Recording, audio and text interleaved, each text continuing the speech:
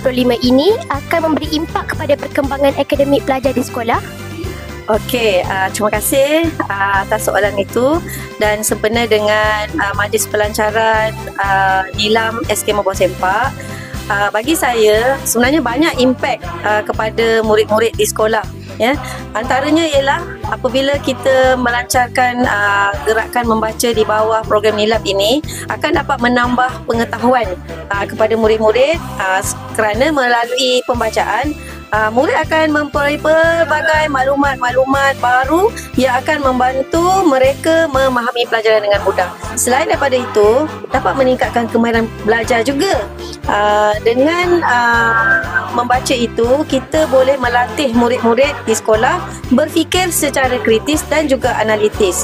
Kemudian bagi cikgu lah kan, impak kepada murid itu dapat memperkukuh penguasaan bahasa juga, kerana dapat memperkayakan kosakata, memperbaiki struktur ayat dan meningkatkan kemahiran menulis dan juga bertutur. Dan akhir sekali, kesemua elemen-elemen yang telah cikgu sampaikan tadi akan dapat meningkatkan prestasi akademik pelajar. Kerana bagi cikgu, pelajar yang rajin membaca akan lebih cemerlang dalam peperiksaan kerana mereka mempunyai asas pengetahuan yang kukuh.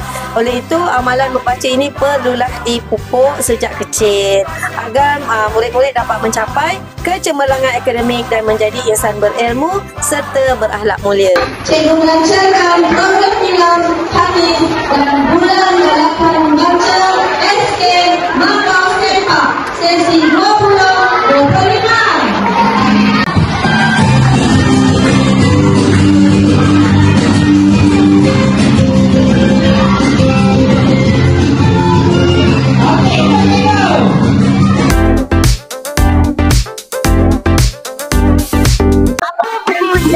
Kegemaran teacher yang boleh di-sharekan kepada murid?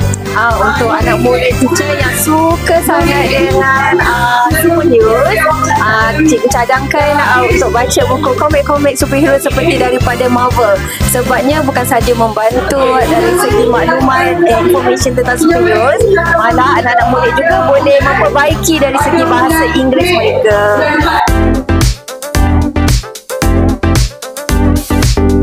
Harapan cikgu untuk program Nilam tahun ni? Okey, seperti kita baru lancarkan Majlis Nilam pada hari ini, apa yang saya harapkan tak lain tak bukan ialah kerjasama ataupun pelibatan, kalau boleh hampir 100% murid terlibat, guru-guru dan juga AKP dalam menjayakan aktiviti Nilam ni, insyaAllah.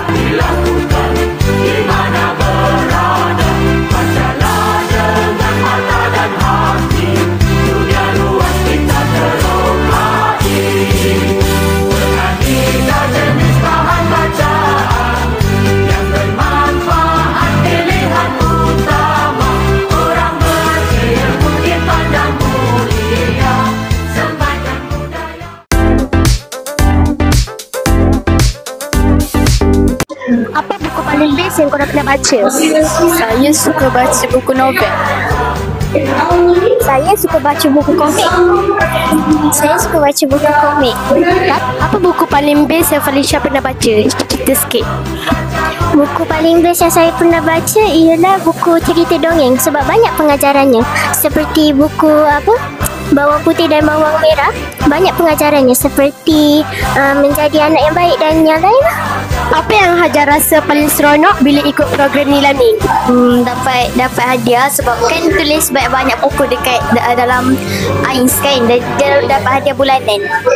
Terima kasih.